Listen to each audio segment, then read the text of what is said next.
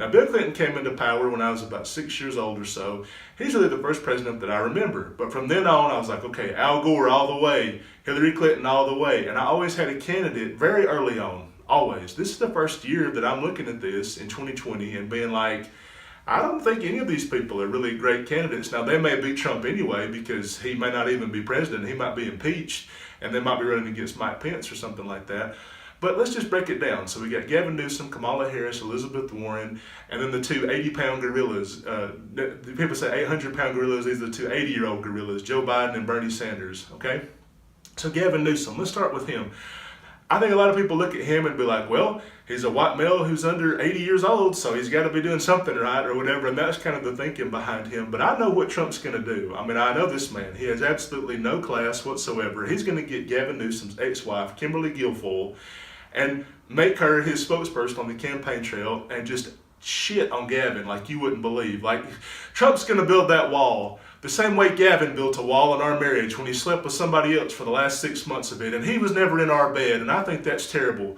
Trump, he's going to cut taxes the same way Gavin cut my heart into a million pieces when he went out. Trump, he's going to move the embassy from Tel Aviv to Israel the same way that Gavin moved out of our home and left me for another woman. I mean, this is exactly the play he's going to take for Gavin Newsom, and it's going to honestly probably kill his chances, as unfair as that may be. And you've also got the same problem that Kamala Harris is going to run into, which is that as a California Democrat, they've never really run a race against a Republican. So, of course, some of the last Republican presidents, Nixon was a California senator, and Reagan was a president, obviously, so was the governor of California. But it's just different for a California Republican. They think, well, if they can win in California, they can become president. It's not really the same case for a California Democrat, which is why even though Jerry Brown and Gavin Newsom and Kamala Harris are fantastic candidates in different ways, they're not really being talked about the same way that you might if they weren't from California. Next is Cory Booker. Now, I noticed that the Democratic Party is doing this thing where they're trying to cast around for the next Obama, like, oh, is it Cory Booker, is it Deval Patrick, like these fatter, balder, less charismatic versions of Obama. And I think part of what made Obama so fantastic was that there was nothing else like him. Nothing. The last three Democratic presidents were guys from the Southeast, Carter, Clinton, and LBJ. So they were like, people got used to a very specific kind of Democratic president. Then Obama comes along, hey, it's Barack Hussein Obama. My dad's a Kenyan Muslim, and I'm for gay marriage, and it was such a palate cleanser. But that's part of what made him work. If you try to recreate that magic, it's going to be like a cover band. It's not going to be quite as good. Same thing for Elizabeth Warren. People only like her because she's got that, Hillary Clinton kind of vibe. People say, no. She's way more economically progressive than Hillary Clinton. I don't know that she is. I mean, keep in mind, she was a Republican for most of her life. She's only become a Democrat the last 20 years or so. So at the same time, Hillary was being demonized by every right-wing media in the world. She's terrible. I can't stand her. She's a feminazi, going to take our guns and our cocks. Elizabeth Warren was still a Republican. I don't think a lot of people know that back her. And let's be honest, her appeal is mostly from Bernie bros that had to find a woman, any woman on the planet that they could say could be president. So when it was like, we don't hate Hillary because she's a woman, we just don't like her specifically. Well, what's a woman you vote for president? What about Nancy Pelosi? Hell no. What about Christian Gillibrand? Hell no. What about Kamala Harris? Hell no. They just had to say, we'd vote for Elizabeth Warren. And Elizabeth Warren, Elizabeth Warren, she's great. And I think that those same people, if given the choice between Warren and Bernie, are going to vote Bernie 10 times out of 10. The same, feminist, social progressives that really liked Hillary, if they can vote for Kamala Harris, they probably will instead of Warren. So again, it's just not as good a candidate as people might think. Plus, I've heard she's stiff. A lot of low information voters, they can't tell her and Hillary apart. I know that sounds crazy. Like if you watch MSNBC, of course you know who Elizabeth Warren is, but a lot of low information voters, which is the voting base for the presidency, they don't really know who she is. She come off a little pedantic and a little condescending when she's talking to people, and I don't think she really has that same star magic that people are looking for in the Democratic presidency. But you got Joe Biden, who's probably even worse, because Joe Biden's whole appeal comes from being the runner-up choice. Like, he's everybody's second choice, which sucks, and nobody's going to win the presidency that way anymore.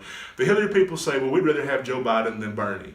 And the Bernie people say, well, we'd rather have Joe Biden than Hillary.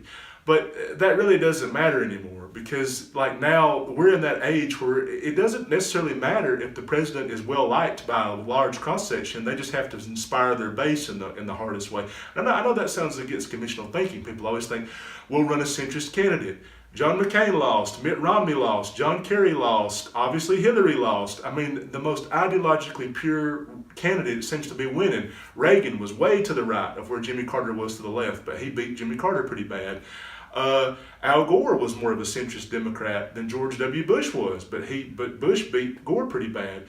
Bill Clinton was a little bit more to the left. I know that sounds crazy to believe, than Bob Dole and George H.W. Bush, two very centrist Republicans were, but he beat them. Barack Obama obviously was a little bit more left than John McCain was right, and that didn't matter. So people keep running these centrist candidates and they keep losing because I think it's really just more about who inspires us in a way. And I don't know that Joe Biden really does that. Now, Bernie, on the other hand, has more passion than anybody else in the Democratic Party. His fans would take a bullet for him. I mean, sometimes I'll be talking about something that has nothing to do with Bernie, and they bring him up. Be like, well, I don't really like about, what's happening in the Alabama legislature right now. What about Bernie, goddammit? They just bring him up. And that's really kind of an awesome thing to see that he inspires this much passion. But the man is 80 years old. And let's be honest, he's not a Jerry Brown 80 or a Jane Fonda 80 out there running marathons and doing yoga. He looks 80. Like people say, Jerry Brown, how old do you think he is? Oh, 65. No, he's 80. Oh my God. Bernie Sanders, how old do you think he is? I don't know, 95? No, 80 years old. Oh, okay, that sounds about right. Like he wasn't even in great shape in 2016 when he was running. So I can't imagine him out there 4 years later.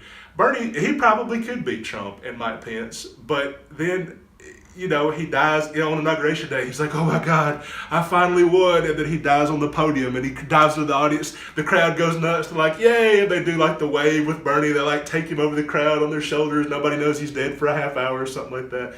So it really matters who his VP is. Personally, if it was me, a lot of my candidates like Al Franken have been drummed out of the Senate, and then Tammy Duckworth, people think she doesn't have enough experience. Mark Warner, he may not be quite charismatic enough. So I don't really know who's going to be my candidate. A Kamala Harris, Mark Warner ticket probably could beat Trump the easiest, but we don't really know, and it's too hard to say, and it's hard to tell, if there'll even be an election in 4 years. Trump might just decide, elections are for pussies, and then just make like fascism. I don't know. So who can say? But right now, I'm worried because I don't have a candidate.